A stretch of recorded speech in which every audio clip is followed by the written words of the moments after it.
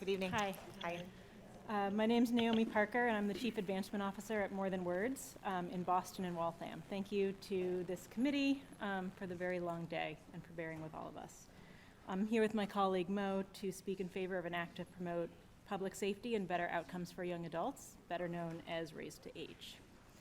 As you may know, More Than Words is a nonprofit social enterprise bookstore that empowers system-involved young people to take charge of their lives by taking charge for business.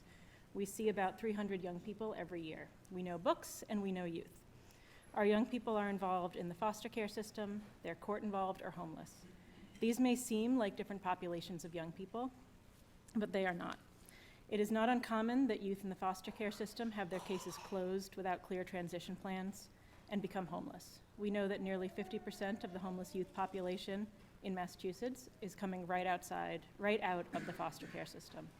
We also know that homeless youth are at a risk for offending. We know that a really high percent of the adult prison population was once in foster care. We call this the trauma to prison pipeline.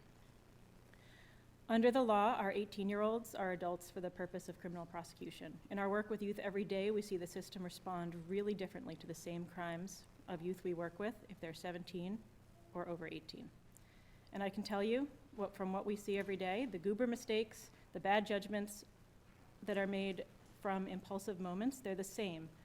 They're no different because you've turned 18 or 19. How many 18-year-olds do you know, or were you, even without trauma or compounding barriers, that don't need that guidance and support well past that milestone? Youth at More Than Words range from 16 to 24, and we see deep change through that time range. Their ability to resist impulses, make and follow long-term plans. At More Than Words, sometimes we think we just need to get you through this period without a mistake that will derail the rest of your life, because that's what the adult criminal justice system does. It adds to trauma, it derails education, it puts up barriers to housing and work. It's no wonder it doesn't work. And don't forget who we're talking about. Only 25% of the adult population is Black or Latino, but 70% of young adults incarcerated in state prisons are people of color. Meanwhile, I, and the kids I grew up with, were given the benefit of the doubt, assuming we made a mistake or a bad choice while we were still growing and learning. Raising the age will help extend that benefit of the doubt. It will help us do our work better at More Than Words. It will align with brain science. It will align with documented, effective diversion strategies, and it will lead to better outcomes for youth and for Massachusetts. It's now my pleasure to pass it over to my colleague Mo to share her experience and thoughts. Hi, my name is Mahogany Moore and I'm 22 and I live in Dorchester. When I was 13, my mother went into a very depressive state and became very abusive and neglectful towards me and my sister. People came to our house and took me into a program, not a foster home, a program. From there, I was in programs from the time I was 13 to 18. My experiences were really hard. They were also very traumatic. At 18, I was too old to be in a program, so I got kicked out. I spent 4 years going back and forth through independent living, homelessness, and picking up cases. My cases, they came out of survival mode. I had no parents, I had no money, and no living skills. I needed to survive in the world. I still had DCF at the time, but things were still happening in my life. I'm now 22, and I'm still dealing with those cases I picked up when I was 18. When I was 20, I decided I didn't want to live this life anymore. I didn't want to be a stereotype to DCF kids. I had more potential than when people told me I had, and I did what I needed to do. I went back to school and got my high school diploma. I got connected with More Than Words at 21. I knew about it earlier, but DCF had told me about it, and I had some friends that worked there.